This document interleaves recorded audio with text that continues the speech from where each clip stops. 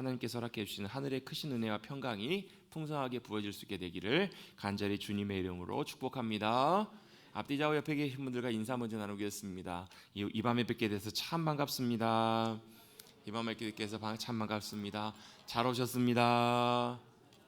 다시 한번 인사합니다. 주님의 이름으로 사랑하며 축복합니다. 아멘. 여러분 아마 천국 가면 아마 이런 인사와 이런 축복의 그런 인사들을 많이 하지 않을까 싶습니다. 무슨 인사요? 주님의 이름으로 사랑합니다. 주님의 이름으로 축복합니다. 이런 인사들을 할 것 같은데 제가 하라고 부탁을 드려서 하라고 권면했기 때문에 하시는 것만은 아니죠. 정말로 사랑하는 마음으로 사랑을 전하고 축복하기 시작하면 여러분 때때로 하나님께서 그 사람이 원수라도 그와 더불어 화목하게 하시는 그런 귀한 은혜가 임하게 될 줄로 믿습니다. 아멘. 여러분 우리 삶 가운데 살아가면서 여러분 우리 인생이 생각보다 그렇게 길지 않다라는 것을 여러분 우리는 너무너무 잘 알고 있습니다. 생각보다 짧고요. 예상치 못한 그런 수많은 일들이 우리의 삶을 기다릴 때가 참 많아요. 많은 분들이 때때로 어떤 분들은 뭐 질병이나 때때로 어떤 분들은 어떤 사고나 어떤 불의의 그런 일들을 통해서 우리 인생의 시간들을 이제 갑작스럽게 마무리하고 정리해야 될 때가 가까운 그 시간들을 맞이하는 그런 분들을 이렇게 대할 때 보면요, 인생을 돌아보면서 또 얼마 남지 않은 시간들을 바라보면서 한편으로는 많은 회한과 후회를, 아쉬움과 안타까움을 토로하시는 분들의 이야기를 많이 듣기도 합니다. 그러면서 뭘 제일 많이 하세요? 껄껄껄. 뭘 걸? 조금 더 잘할 걸. 조금 더 내가 정말 중요하고 해야 될 그런 일들을 더 잘할 걸, 더 사랑할 걸, 내가 내 사랑하는 가족들을 더 아끼고 귀 여기고 시간을 더 많이 낼 걸, 사랑할 걸, 함께 보낼 걸, 아니면 내가 정말로 믿음으로 살아오신 분들이라면 주님께 더 나의 시간을 드리고 내 인생을 드리고 믿음으로 주님 기쁘시게 하는 삶들을 더 살 걸. 여러분 이런 후회들과 이런 마음들, 생각들이 많이 아마 들 수 있겠다라는 생각을 저는 해봅니다. 여러분은 과연 어떠십니까? 만약에 오늘 밤에 주님께서 저와 여러분을 이 땅에서의 삶을 이제 마무리하라고 하시고 마치라고 주님이 우리를 부르신다면 저와 여러분은 어떤 모습으로 어떻게 주님 앞에 여러분 나아가시겠습니까? 여러분 주님 앞에 여전히 부끄럽고 연약한 것들이 많지만 여러분 후회보다 여러분 원 없이 주님 사랑하시고 원 없이 주님의 그 사랑으로 여러분 우리가 사랑해야 될 일들을 많이 사랑하고 나아가시는 이런 복의 통로들, 주님의 귀한 믿음의 백성들이 될 수 있게 되기를 간절히 바랍니다. 여러분 그것이 바로 정말 가치 있고 의미 있는 삶이지 않을까? 여러분 제가 목사로서 해야 될 중요한 일 중에 하나는 바로 그것이라고 생각합니다. 여러분이 세상을 바라보며 살아가고 분주하게 이 땅의 것들을, 많은 것들을 바라보며 살아갈 때 목사가 해야 될 중요한 것 중에 하나가 바로 뭐냐면 우리가 소망하며 바라봐야 될 주님 앞에 믿음으로 서게 될 그날을 우리가 바라보게 하는 거예요. 우리의 믿음의 눈을 들어서 그걸 바라보며 잠깐 스탑! 그게 아니고요, 우리가 어디로 가야 되는지, 우리가 어디로 향해 가고 있는지 그걸 잊지 마시자고, 그걸 놓치지 말자고, 우리의 믿음의 눈을 들어서 우리와 함께 하신, 우리 사랑하신 그 주님을 믿음으로 바라보시자고, 의지하자고, 그걸 여러분 해야 되는 역할이 아마 목사 역할이지 않을까? 저는 그런 생각을 합니다. 여러분 우리가 항상 우리 영혼이 깨어서 영원한 것들을 사모하시고 영원한 것들을 준비하셔서 이 땅에서도 그 영원한 복된 삶을 누려가시는, 그래서 우리의 인생은 점점 언젠가는 소멸되고 언젠가는 여러분 우리가 우리 육신의 인생을 맞춰져야 될, 그래서 우리 육신은 흙으로 돌아갈지라도 우리는 영원토록 별과 같이 빛나는 하나님 나라의 귀한 백성들로 하나님의 기쁨으로 영원한 삶을 누려가시는 믿음의 백성들 되시기를 다시 한번 주님의 이름으로 축복합니다.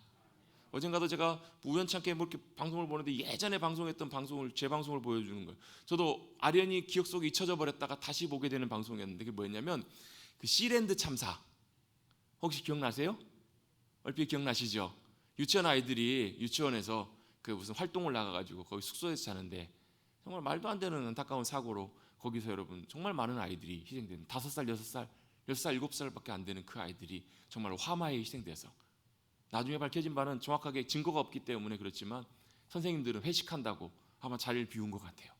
아이들만 있다가 그 화마에 아무도 도움을 받지 못하고 아이들이 희생되는, 여러분 그 아이의 인생들이 보면 5살, 6살, 7살밖에 살지 못하고 이 땅의 삶을 마쳤지만, 여러분 과연 그 시간 가운데 여러분 우리가 5살, 6살, 7살은 아니지만 여러분 우리에게 주어진 50년, 60년, 70년, 80년의 삶을 마칠 때 또 주님 앞에 서게 될 때 우리 어떤 모습으로 주님 앞에 가게 될 것인가? 여러분 우리의 삶을 늘 믿음 가운데 잘 준비하시고 영원한 삶을 사모하시고 믿음의 눈을 들어서 주님 바라보고 살아가시는 귀한 믿음의 백성들 되시기를 간절히 바랍니다.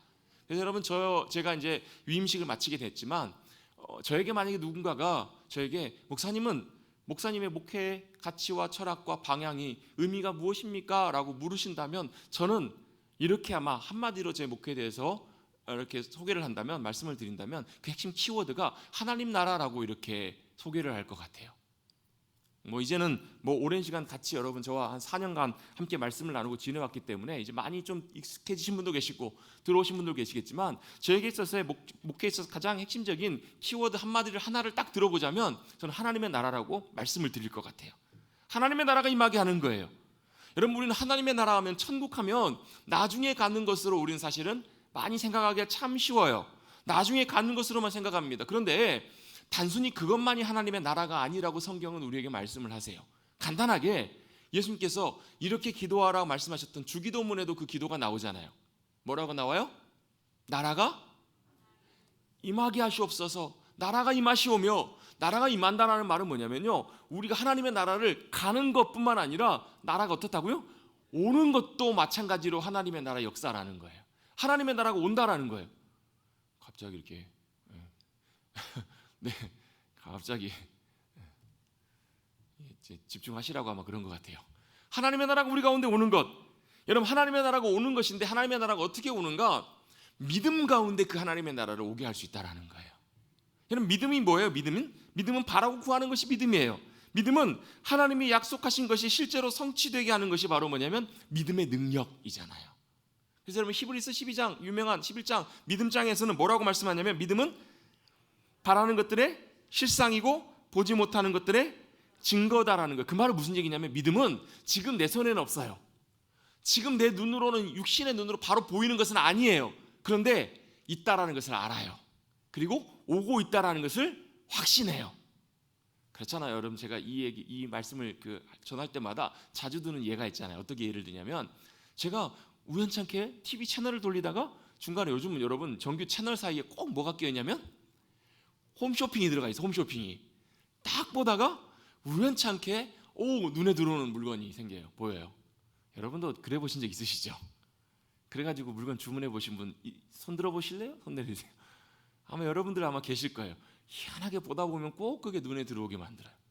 얼마 전에도 여러분 그게 문제가 지적이 됐는데, 예를 들면 정규 방송에서 뭐가 몸에 좋다라고 막 전문가들이 나와가지고 어떤 질환에 이게 좋습니다라고 광고하면 꼭 그 앞 채널이나 뒷 채널 홈쇼핑에서 뭘 팔아요? 그걸 팔고 있잖아요. 여러분들 잘 분별해야 돼요. 여러분 현혹되지 마십시다. 잘 이렇게 지혜롭게 하는 것도 필요해요. 근데 꼭 돌리다 보면 꼭 그런 게 눈에 들어올 때가 종종 있어요. 저도 이제 몇 번 그래 본 적이 있는데 가급적이면 그렇게 충동 구매를 안 하려고 하지만 그냥 구매를 해요. 결제를 딱 눌러요. 그럼 어떻게 돼요? 결제되었습니다. 문자가 딱 오는 거예요. 그럼 한번 여쭤볼게요. 여러분 결제되고 계산이 됐지만 그 물건이 제 손에 지금 있어요? 없어요? 있어요? 없어요? 없어요. 그런데 제가 그 물건이 이제 뭘 알아요? 오고 있다라는 것을 알아요. 눈에 보여요? 안 보여요? 안 보여요. 언제 눈에 보여요? 그 물건이 택배로 도착해서 내가 손으로 딱 쥐어볼 때 그때서야 이제 눈으로 보이고 내 손에 딱 쥐어지는 거예요. 근데 믿음은 뭐예요? 믿음은 그 물건이 올까 말까 걱정하면서 밤새도록 염려하고 걱정하는 그게 믿음이 아니라 뭐 하는 거예요? 내가 이제 결제했으니까 그쪽에 택배로 보내줄 것이니까 뭐 하는 거예요? 이제 올 것이라는 것을 확신하는 거예요. 걱정하지 않는 거예요. 그리고 믿음으로 담대하게 기다리는 거예요. 못 믿으면 얼마나 불안해요. 그런데 그걸 믿고 기다리기 때문에 뭐가 오는 거예요? 거기서 정상적으로 결제가 되어서 정상적으로 물류를 통해서 택배를 통해서 우리 손까지 우리 집 앞까지 딱 도달하는 과정, 여러분 그 과정이 바로 믿음이라는 거예요. 믿음은 눈에 보이지 않아요. 믿음은 비록 그것이 내 손에는 안 보이고 손에 잡히지 않지만 분명히 있고 분명히 실제하다라는 것을 실제하고 있다라는 것을 확신하는 거예요. 여러분 하나님의 나라는 눈에 보이지 않아요. 그렇죠? 하나님의 나라는 우리가 아직 손으로 쥐어보지 못했지만 믿음의 눈으로 하나님의 나라가 분명히 있다라는 것을 우리는 알아요. 확신해요. 그리고 그것을 우리가 누릴 수 있는 놀라운 통로가 바로 뭐냐면 믿음의 능력이라는 거예요. 그래서 주님께서 놀라운 기적들을 나타내실 때 여러분 예수님의 기적은요 어떤 관점에서 보셔야 되냐면 단순히 주님께서 그 문제를 해결하신 것이 아니에요.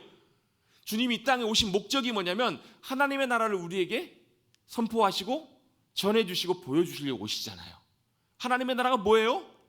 죽은 자가 살아나요. 하나님의 나라가 뭐예요? 못 걷는 자가 걷게 돼요. 하나님의 나라가 뭐예요? 매여 있는 자가 자유케 돼요. 귀신의 어둠의 권세에 두려움의 염려에 매여 있던 자가 풀리는 게 하나님의 나라잖아요. 하나님의 나라가 뭐예요? 하늘의 양식으로 우리의 영혼이 살아나는 것, 채워지는 것, 그게 하나님의 나라라는 거예요. 그래서 여러분 오병이의 기적을 보여주시고 하나님의 나라가 뭐예요? 주님이 온 땅을 다 통치하시고 다스리시는 권세와 능력, 전능하신 능력이 누구에게 있다고요? 주님께 있습니다라는 것을 보여주시잖아요. 그래서 무리를 걸어오세요. 요즘 뭐 기술이 좋아져가지고 뭐 달고 있으면 무리도 걸어가는 사람도 있어요, 여러분. 그런 능력이 아니라 뭐 하는 거예요? 세상의 모든 권세와 다스리시는 통치의 능력이 누구에게 있으시다고요? 만왕의 왕이신 주님께 있다라는 거예요.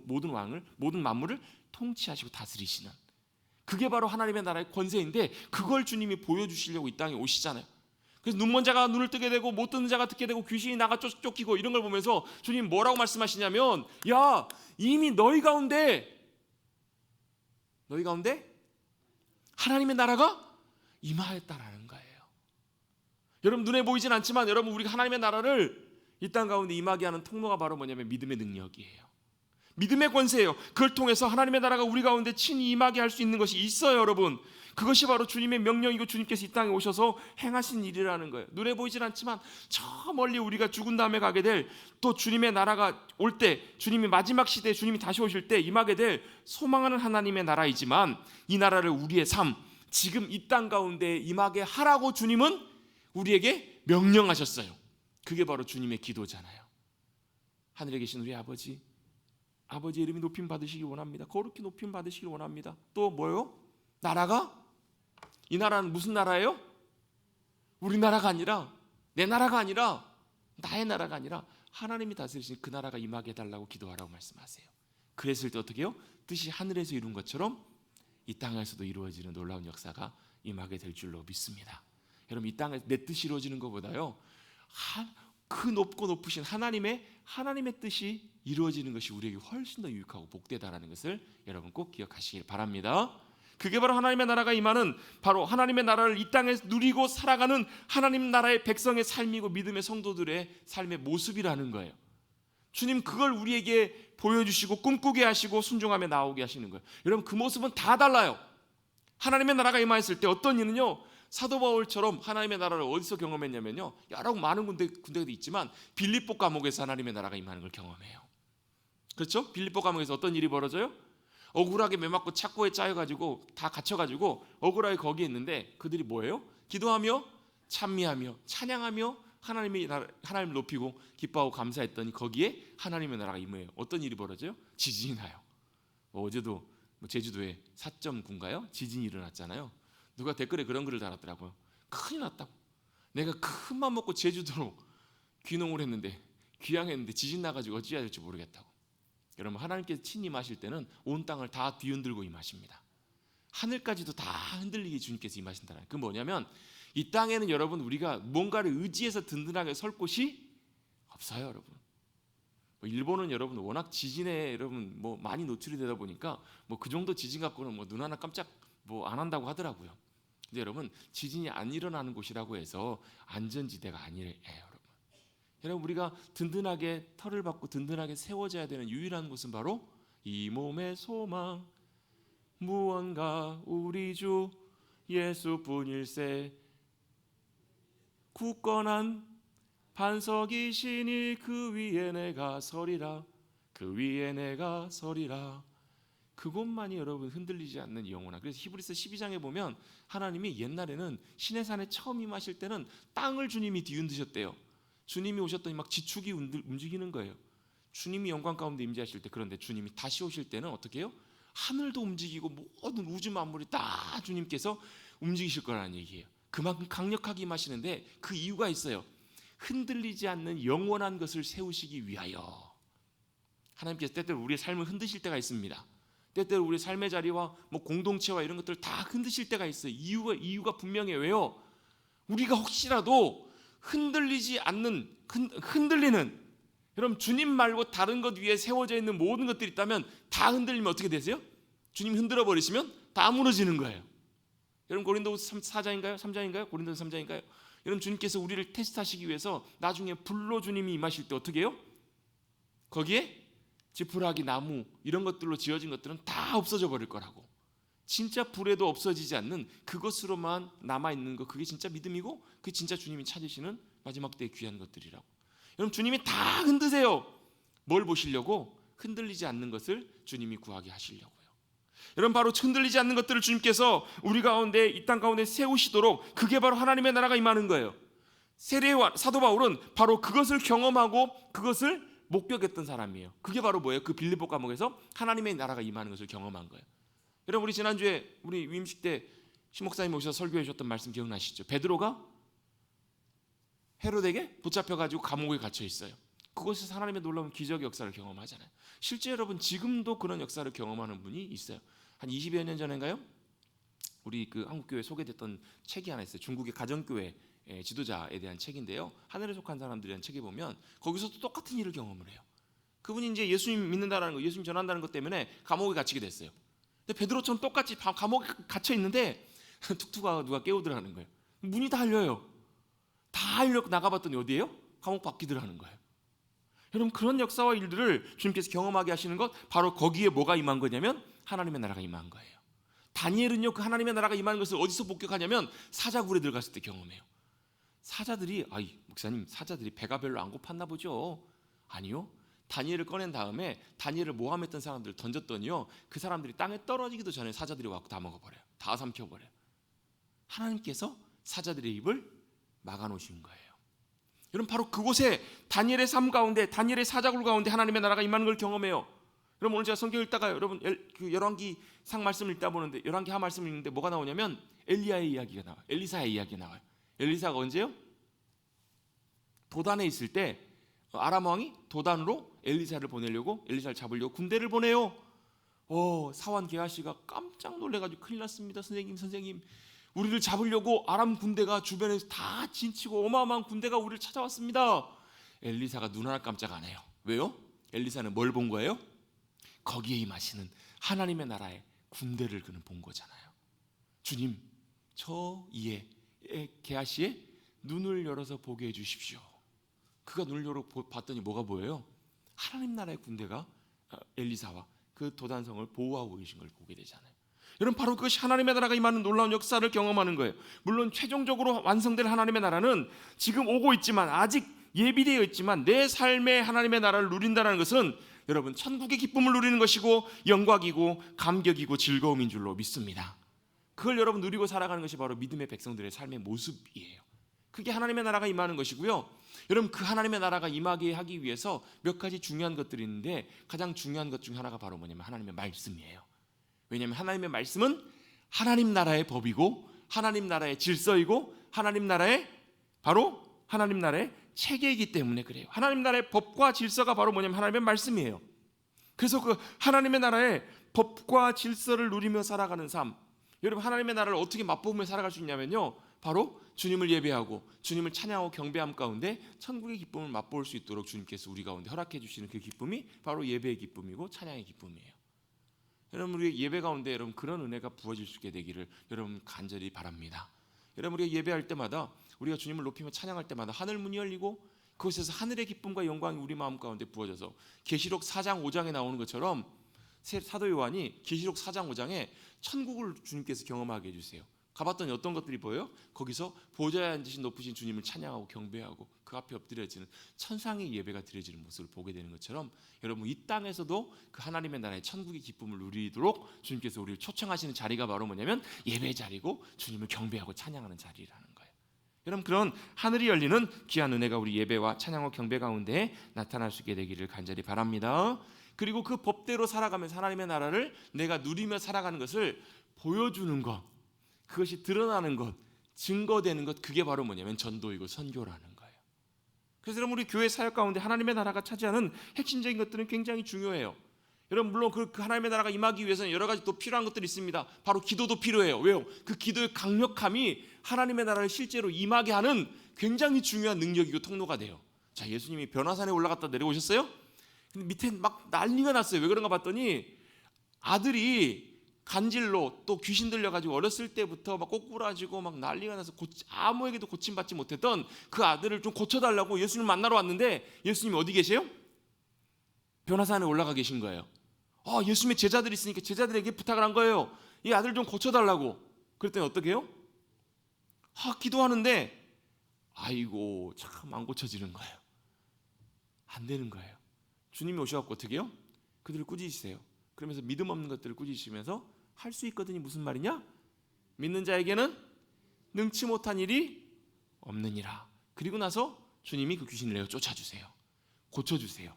나중에 제자들이 와가지고 예수님께 와가지고 뭐라 그래요? 궁금해가지고 아니 예수님 우리도 예수님 하시는 거 보면서 예수님 하셨던 것처럼 똑같이 귀신을 내어 쫓고 기도했는데 왜 주님 우리는 안 되고 예수님은 되셨죠?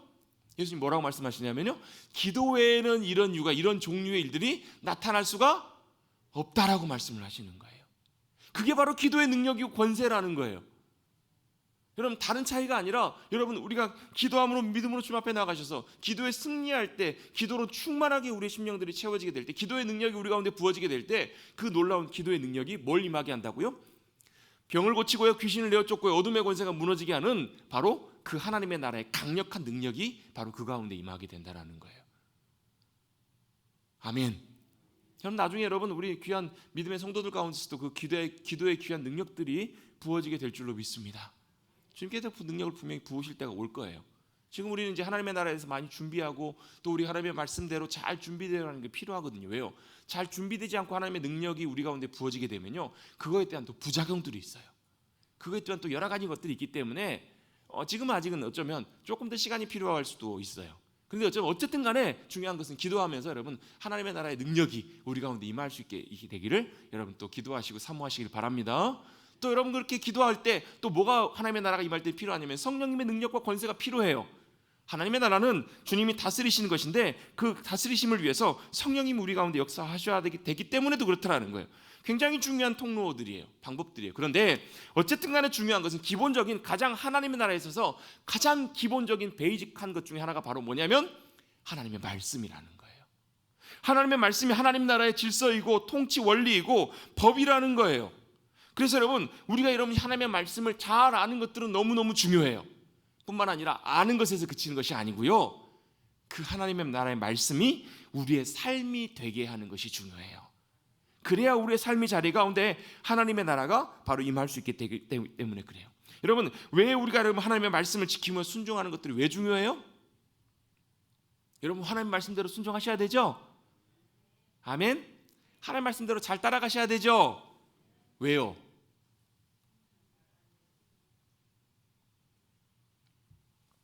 왜죠 여러분? 왜 그럴까요? 하나님 말씀 순종하면 복 주시겠죠.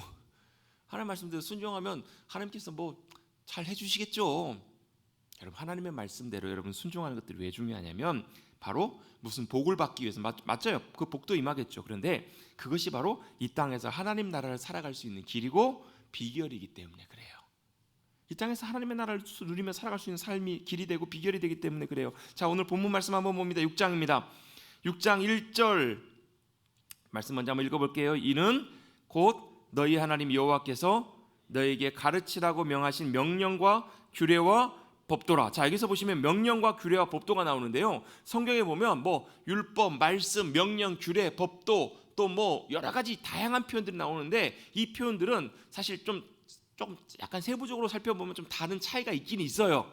뭐 호크라는 단어가 쓰기도 하고 미시파트라는 단어가 쓰기도 하고요, 또 뭐 여러 가지 단어들이 많이 사용되긴 하는데 그 말씀들이, 그 표현들이 궁극적으로 방향짓고 궁극적으로 의미하는 것을 딱 한마디로 정해보면 쉽게 하나님의 말씀을 말하는 거예요.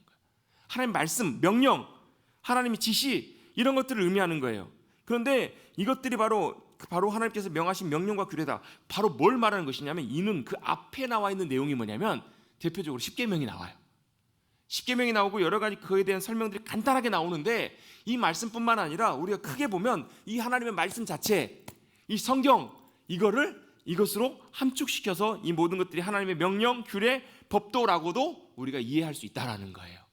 근데 이 말씀을 왜 명령하신 거냐면 너희가 건너와서 차지하게 될 땅 그곳에서 행하게 될 것이라는 거예요. 가나안 땅에 들어가게 돼서 너희가 들어가게 됐을 때 행하게 될 그 말씀들 규례라는 거예요. 자, 이 말씀의 의미가 뭐냐면 너희가 듣고 너희의 삶의 자리로 갔을 때 그곳에서 그대로 살아갈 행할 말씀과 명령과 규례라는 거예요.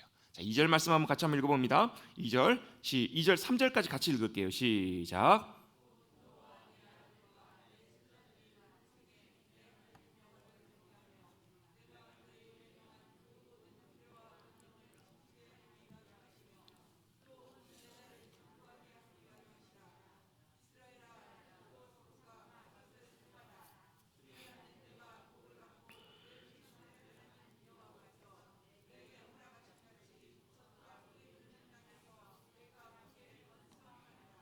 아멘.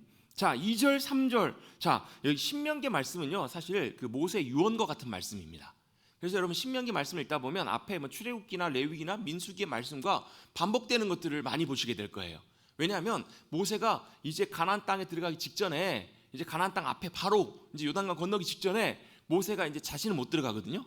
이제 여호수아에게 모든 것들을 일임하고 이제 이스라엘 백성들이 가나안 땅으로 들어가게 될 텐데 이 마지막 순간에 이스라엘 백성들에게 다시 그래서 여러분 신자가 여러분 되풀이할 신자입니다. 계명 명자, 말씀 명자예요. 다시 하나님의 말씀과 계명을 이스라엘 백성들에게 다시 설명해주고 설교하듯이 유언처럼 말씀해준 말씀이 신명기이기 때문에 그래요. 이 유언처럼 하는 말씀 가운데 전하면서 뭐라 하고 있냐면 너희는 지금도 마찬가지고 그 땅에 들어가서도 하나님의 말씀과 계명과 율례와 명령과 지시를 따라서 그대로 행하고 살아갈 것을 간곡하게 부탁하고 있는 거예요. 그렇게 말씀대로 그렇게 순종하며 살아가게 되면 어떤 일이 벌어지냐면 2절과 3절에 나와 있는 복이 임한다라는 거예요. 어떤 복이에요? 그곳에서의 그 날이 너희 가운데 장구하게 될 거라고, 영원할 것이라고, 길어질 것이라고 뿐만 아니라 너희가 그 땅에 들어갔을 때 복을 받고 허락하심 같이 적과 후르는 땅에서 내가 크게 번성하게 되는 그 역사를 주실 거라는 얘기예요. 이걸 여러분 한마디로 여러분 하나님 나라의 놀라운 풍성함을 누리게 한다라고 이렇게 정리해 보자고요, 여러분. 자, 다시 한번 봅니다. 하나님의 말씀을 믿음으로 순종하면 하나님께서 복을 주시는데 그 복이 우리가 생각하는 그런 복이라기보다도 어떤 복이냐면 하나님 나라를 누리며 살아갈 수 있는 복을 주시는 거예요.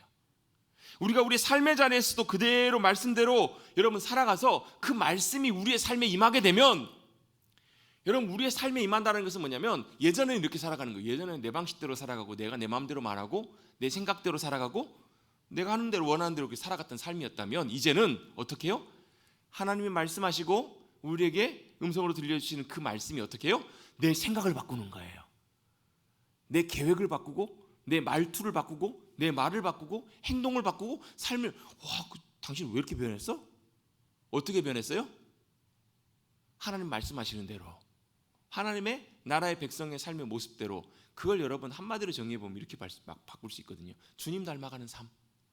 왜요? 예수님 말씀이시니까. 말씀이 육신이 되어 우리 가운데 오신 분이 주님이시잖아요. 그럼 어떻게 하시면 돼요? 주님 닮아가시는 삶. 그래서 여러분 저와 여러분의 삶을 통해서 우리가 말씀으로 순종하여 살아가고 말씀이 내 삶 속에서 여러분 변화되는 놀라운 역사를 경험했다는 얘기는 뭐냐면 저와 여러분의 삶을 통해서 예수님의 삶이 나오는 거예요. 아멘. 여러분 그렇게 변화되는 놀라운 삶을 살게 되면 어떤 복이 임하냐면요, 이런 복이 임해요. 하나님께서 장구하는 영원한 삶을 누리게 하시는 그 복이 임해요. 그리고 그 삶이 어떤 삶이냐면 하나님이 책임져 주시는 삶, 하나님이 보호해 주시는 삶, 하나님이 인도해 주셔서 그 가운데 하나님의 하늘의 복이 임하게 되고 또 하나님께서 놀랍게 이 땅에서 영적으로 번성하는 그런 귀한 삶을 주신다라는 거예요. 여러분 하나님 앞에 서셨을 때 여러분 이런 복이 임하면 얼마나 좋을까요? 하나님 앞에 섰더니요, 하나님께서 보실 때 야 너를 통해서 너 때문에 네 남편이, 너 때문에 네 자녀가, 너 때문에 이웃집 어떤 아줌마가, 너 때문에 누군가가, 너 때문에 누가 나를 알게 되고 놀라운 하나님의 자녀가 되어서 놀라운 복과 은혜를 누리는 삶으로 변화되었다. 너를 통해서 내 생명이 사랑이 흘러갔다. 여러분 그러면 얼마나 감격스러울까요, 여러분? 그렇지 않을까요, 여러분? 그게 바로 하나님의 나라의 놀라운 번성한 삶을 누려가는 거예요. 나를 통해서 그 땅에, 나를 통해서 그곳에 하나님의 생명이 임하고 어둠이 사라지고 놀라운 소망과 역사신들이 나타날 수 있다면 여러분 그것이 여러분 놀라운 복된 삶이잖아요. 그걸 위해서 주님께서 때때로 우리에게 물질이 필요하다면 물질의 복을 주시기도 하시고요. 그것 때문에 우리에게 필요하다면 놀라운 성공과 번영을 우리 가운데 허락해 주기도 하세요. 여러분 믿음의 삶의 모습들을 보세요. 아브라함, 이삭, 여러분 거부였습니다. 욥, 당대 그 지역에서 가장 대단한 사람이었어요. 영향력 있는 사람이었어요. 요셉, 다니엘, 느헤미야, 이런 사람들은 여러분 그 땅에서 왕 이외에 가장 높은 권세를 누리게 하셨던 사람이 바로 그들이에요. 근데 여러분 그들은 거기에 별로 관심이 없었어요. 뭐에 관심이 있었어요? 하나님 나라에 관심이 있었던 사람들이에요. 하나님의 나라의 놀라운 영광과 능력을 맛보고 하나님의 나라의 놀라운 은혜들을 따라가다 보니까 하나님께서 그렇게 놀라운 풍성한 은혜들을 그들 가운데 허락해 주신 거예요. 할렐루야. 그게 바로 하나님의 나라를 누리며 살아가는 말씀이 그들의 삶 가운데 임하는 삶을 살아가는 사람들이거든요. 여러분 하나님의 말씀, 명령, 계명, 규례가 여러분 그냥 머릿속으로만 남는 것이 아니라 저와 여러분의 말, 생각 속에, 태도 속에, 가치관 속에, 자세 속에, 삶의 모든 행동과 모든 것 위에 여러분 온전하게 나타나시고 임하게 되실 수 있게 되기를 주님의 이름으로 축복합니다. 그게 바로 말씀으로 살아가는 삶이고 그게 바로 믿음의 삶이에요. 여러분 그게 바로 저와 여러분이 따라가야 될 믿음의 삶이에요. 그러면 자연스럽게 당연히 하나님의 약속과 하나님의 복들은 따라온다. 아멘. 그게 바로 오늘 우리에게 말씀해 주시는 말씀의 내용들이라는 거예요. 그러면 여러분 중요한 게 뭐겠어요? 그러면 어떻게 하나님의 말씀을 순종하고 따라가고 내 삶이 되게 할 것인가? 그걸 여러분 오늘 본문의 말씀을 통해서 두세 가지만 살펴보려고 합니다. 첫 번째, 어떻게 해야 될 것인가? 어떻게 하나님의 말씀을 지킬 것인가? 2절 보시면요. 2절 중간에 이런 표현이 나옵니다. 곧 너와 내 아들과 내 손자들이 평생에 하나님을 경외하며. 자, 첫 번째 여러분 하나님의 말씀을 순종하며 살아갈 수 있는 삶의 비결, 중요한 여러분 방법이 뭔가? 하나님을 경외하는 삶이라는 거예요. 어떻게 하나님의 말씀을 지키며 살아갈 것인가? 첫 번째는 하나님을 경외하는 자들이 하나님의 말씀을 지킬 수 있다라는 거예요. 여러분 하나님을 경외한다라는 것이 여러분 뭐냐면요, 반대로 보면 하나님의 말씀을 지키며 순종하는 사람들은요 하나님을 경외하는 사람들일 확률이 굉장히 높아요. 왜냐하면 하나님을 경외한다는 말은 여러분 경외라는 말을 우리가 자주 쓰는 표현은 아니지만 여러분 믿음의 성경에서도 마찬가지고 여러분 믿음의 삶에서는 이 경외한다라는 말이 굉장히 중요한 단어예요. 굉장히 중요한 의미가 있는 단어예요. 경외한다라는 말은 그냥 원래 의미대로 놓고 본다면 두려워한다라는 말인데, 이 두려워한다라는 말은 그냥 무서워하고 막 이런 표현이라기보다는 어떤 두려워함이냐면 너무나 압도되는 거예요. 너무나 위대하고 너무나 대단하고 너무나 그것들이 크기 때문에, 그래서 여러분 그 경외한다라는 말에는요 그 꼭 뭐가 들어가냐면 공경한다, 존경한다, 이런 의미가 사실 그 안에서 살짝 들어가 있어요. 뉘앙스가. 여러분 하나님을 두려워한다는 것은 그냥 벌벌벌 떨면서 무서워한다는 것이 아니라 압도되는 거예요. 너무나 크신 하나님이시기 때문에, 너무 위대하신 주님이시기 때문에 존경과 찬사를 주님 앞에 올려드리고, 그래서 내가 겸손하게 그 앞에 엎드리는 거예요. 여러분 주님이 너무 크고 위대하신 분이시기 때문에, 여러분 그렇기 때문에 우리는 그분 앞에서 함부로 하지 않는 것, 그게 주님을 경외하는 거예요. 여러분 정말로 우리가 하나님을 경외한다면 함부로 하지 않아요. 여러분 우리 하나님을 경외하지 않기 때문에 때때로 하나님의 말씀과 주님의 인도하심과 주님의 역사하심들을 우리는 때때로 머리로는 안 그러는데요 우리 실제 삶으로는 함부로 할 때가 참 많아요. 대수롭지 않게 여겨요. 정말 여러분 아무렇지도 않게 행할 때가 참 많다라는 거예요. 함부로 행동하고 함부로 말하고 함부로 살지 않아요. 여러분 정말로 우리가 주님을 경외한다면, 여러분 우리 하나님을 정말로 경외하지 않기 때문에 때때로 대수롭지 않게 여러분 하나님보다 내 삶을, 하나님보다 다른 것을 더 우선순위에 놓고 다른 것들을 따라갈 때가 훨씬 많다라는 거예요. 여러분 하나님 말씀 따라가려고 하는데 그거보다 여러분 더 중요한 일이 생겼어요. 그때 여러분 내가 하나님을 경외하는 거 아닌가를 점검해 보시면 돼요. 여러분 저는 그렇게 많이 강조하지 않아요. 꼭 이렇게 하십시오, 이렇게 하세요, 이렇게라고 말씀 강조를 많이 안 하는 이유 중에 하나가요, 나중에는 제가 할 거예요. 근데 지금 하지 않는 이유 중에 하나가 바로 뭐냐면, 여러분 먼저 여러분 제가 강조하고 해서 꼭 억지로 하라고 했을 때 억지로 하시는 분들 중에서 어떤 분들은 그냥 하라고 하니까 억지로 해야 되니까 하시는 분들이 계세요. 마음은 안 그러는데 억지로 해야 되니까, 꼭 해야 되니까. 근데요 진짜 여러분 정말 꼭 하는 중요한 여러분 단초는 어디에 있는 거냐면, 내가 하나님을 경외하기 때문에 그걸 내가 하는 거예요. 여러분 주일 성수 꼭 하셔야 되는데, 옛날에는 그렇게 이해하신 분들 계세요. 주일 성수 안 하고 어디 여행 가다가 보면 이렇게 타이어 빵꾸 나고 교통사고 나고 어디 뭐 큰 문제 생기고 그럼 어떻게 돼요? 아유 무서워라 그러면서 안 가요. 그게 여러분 진짜 하나님을 경외하는 것이 아니라는 거예요. 여러분 그것은 내가 무서워서 안 하는 거지, 진짜 하나님을 경외한다면 내가 주님 앞에 나아가는 것들이 더 중요한 일이고 주님의 일들이 더 우선순위고 중요한 일이기 때문에 기꺼이 내가 다른 모든 것들을 뒤로 하고 기꺼이 나아갈 수 있는 것, 그게 바로 진짜 하나님을 경외하는 자세라는 거예요. 그럼 정말 여호와 하나님을 경외하실 수 있는 그 경외함의 은혜가 부어지시기를 주님의 이름으로 축복합니다. 말로는 하나님을 경외한다고 하면서 우리의 삶으로는 하나님을 경외하지 않는 모습들이 저와 여러분의 삶 가운데 사실 생각보다 굉장히 많아요. 지금 여러분 우리의 영적인 현실이 그러하기 때문에 한국 교회가 이렇게 사실 욕먹는 그 결정적인 이유 중에 하나도 그거예요. 성경에 제가 몇 가지 예만 한번 들어보겠습니다. 대표적인 예가 누구냐면 엘리 제사장이에요. 엘리 제사장의 아들이 누구냐면 홈니와 비느하스거든요. 여러분 그 이야기는 잘 아실 거예요. 홈니와 비느하스가 성전에서 하나님 앞에 드려진 예물을 자기들이 마음대로, 우리는 물에 삶는 고기 싫어, 구워 먹을 거야, 어차피 하나님 앞에 드릴 거 상관없어, 안 주니까 억지로 빼앗아요. 심지어는 거기서 여러분 엄청난 악한 일들을 많이 행해요. 하나님께서 경고하십니다. 몇 번이나 하나님의 사람을 통해서 경고하세요. 누구에게요? 엘리 제사장에게. 왜? 아들들은 이미 들을 귀가 이미 닫혀버렸잖아요. 못 들으니까 그 아버지 엘리 제사장에게 몇 번이나 강력하게 경고하세요. 너 그러다 큰일 난다. 너와 내 집이 그러다가 큰 심판과 멸망 가운데 무너질 거다. 엘리 제사장이 알아요. 뭘 알아요? 하나님이 지금 심판하실 거라고 하나님이 강력하게 경고하셨던 것도 알아요. 말씀도 들었어요. 그리고 이 아들들이 잘못하고 있다는 것들도 알았어요. 근데 엘리 제사장이 어떻게 행동하는 걸 보냐면요, 아들들에게 가가지고 이렇게 얘기해요. 야야야, 니네 그러다가 큰일 나 이놈들아, 그것들 그만해, 이렇게 얘기하고 설득하고 말아요.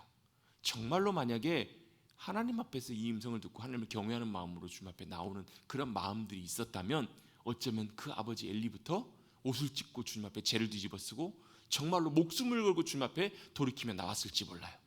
안 되면 아들들 다리 몽둥이를 부러뜨려서라도 그들을 위해서 정말로 그들을 붙잡고 그들 하나님 앞에 끌고 오려고 하는 그런 마음들이 분명히 있었을 거예요. 언제요? 하나님을 경외하는 마음이 진짜 있었다면. 근데 그 마음속에는요, 하나님을 경외하는 마음도 물론 있었을 수 있겠지만 그거보다 아들들이 더 소중하고 아들들보다 상황들이 훨씬 더 컸기 때문에 하나님을 온전하게 두려워하고 경외하고 그 앞에 자리 가운데 나오지 못했던 거예요. 결국 그들은 그 가문은 엘리 제사장과 그 아들들은 여러분 한날 한시 하나님 앞에 다 죽임을 당해요. 그 가정이 이가봇 하나님의 영광이 떠났다. 그런 안타까운 그런 일들을 경험하게 되더라는 거예요. 여러분 우리의 삶 가운데 진짜 하나님을 경외하는 삶이 회복될 수 있게 되기를 주님의 이름으로 축복합니다.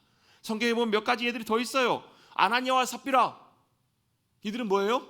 하나님 앞에 예물을 드리고 헌금을 드려요. 집을 팔아가지고 하나님 앞에 예물을 드렸는데 하나님께서 그들을 그 자리에서 즉사하게 하세요. 그 이유가 뭐예요? 아니 여러분 보세요. 하나님 앞에 집을 팔아가지고 예물을 드렸는데 얼마나 귀할 일이에요. 근데 그 상황 속에 하나님께서 뭘 보신 거예요? 그들의 중심에 거짓됨을 보시는 거예요.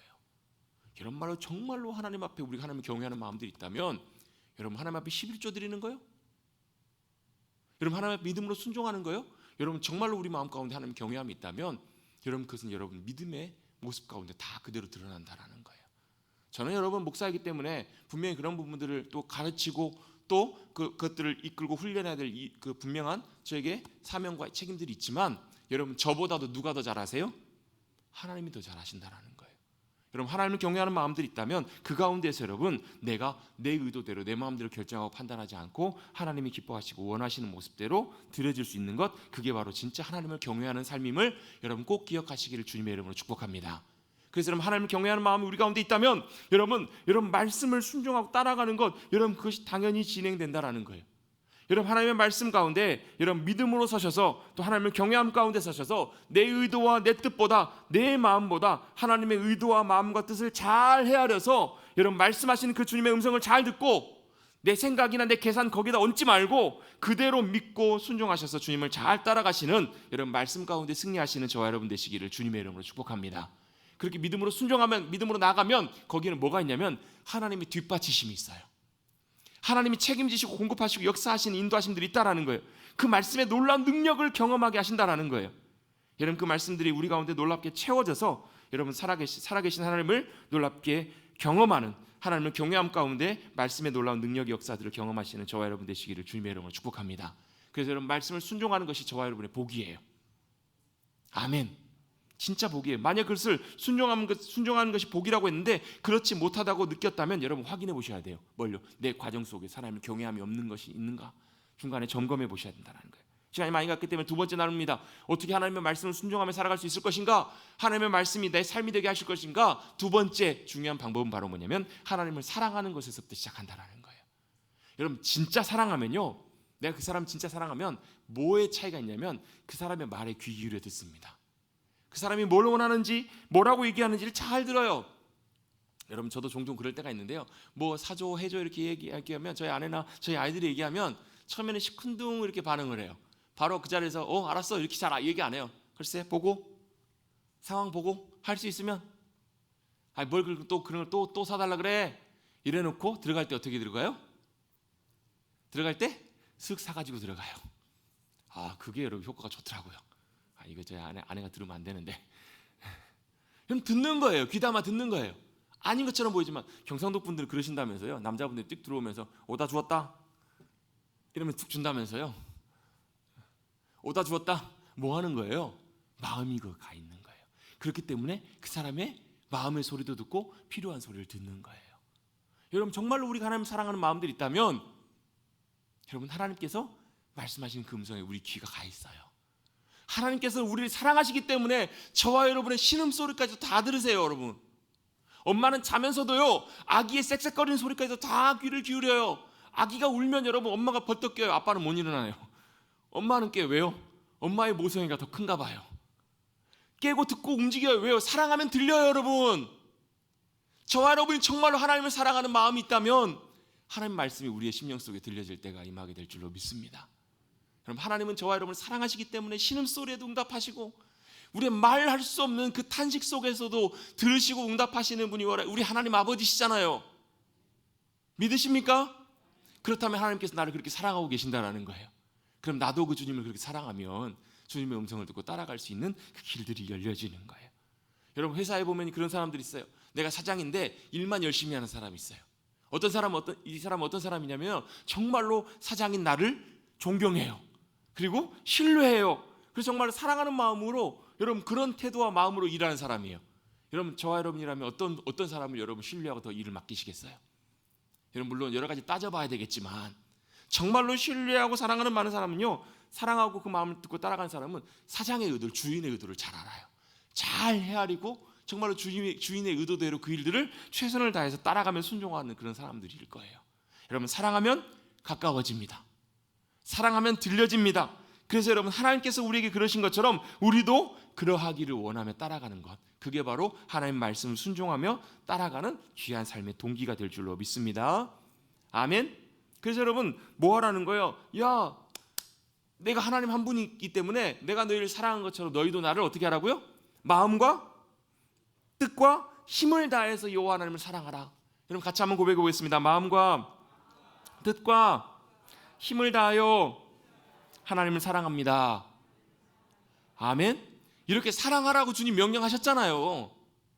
여러분 그렇게 사랑한다면 우리가 하나님의 말씀 가운데 귀 기울이고 순종하며 믿음으로 따라가는 것이 우리의 기쁨이 될 줄로 믿습니다. 그래서 여러분 말씀을 순종하며 따라가는 것은 여러분 저와 여러분의 기쁨이에요. 기쁨. 네? 말씀에 순종하는 것이 기쁨이 되는 것이 내가 정말 하나님을 사랑하고 있구나 이 증거라는 거예요. 여러분 할렐루야. 여러분 이런 은혜가 우리 모두 가운데 부어질 수 있게 되기를 주님의 이름으로 축복합니다. 마지막입니다. 우리 하나님의 말씀을 어떻게 순종하며 내 삶이 말씀으로 채워질 수 있는가? 말 그대로요. 하나님의 말씀을 가까이 하고 사모하고 즐거워하며 내 안에 채우셔야 돼요. 손목에 매시고 이마에 대시고 주야로 깰 때나 잘 때나 늘 하나님의 말씀을 가까이 하고 또 가르치고 묵상하고 하나님의 말씀을 늘 우리의 마음속에 채워가는 것, 그것이 바로 하나님의 말씀을 순종할 수 있는 중요한 비결임을 기억하시고 여러분 그 말씀 가운데 하나님의 나라가 우리의 삶 가운데 임할 수 있도록 여러분 그렇게 사모하며 나가시는 저와 여러분 되시기를 간절히 주님의 이름으로 축복합니다. 하나님의 말씀이 우리 안에 임하게 되면요 그 말씀이 내 삶으로 사라져요. 나타나요. 예전에는 이렇게 살았지만 내 생각과 모든 것들이 달라져 있어요. 말씀대로. 여러분 그렇게 하나님의 나라의 놀라운 은혜와 역사하심들을 말씀에 순종함으로 살아가시는 저와 여러분 되시기를 다시 한번 주님의 이름으로 축복합니다. 아멘. 다시 말씀으로 돌아가십시다. 매일매일 말씀으로 돌아가시고 여러분 말씀 가까이 하시고 읽고 또 묵상하고 사랑하기 시작할 때 그 말씀의 놀라운 은혜와 능력이 저와 여러분 가운데 놀랍게 나타나게 될 줄로 믿습니다. 우리 찬양하고 기도하겠습니다.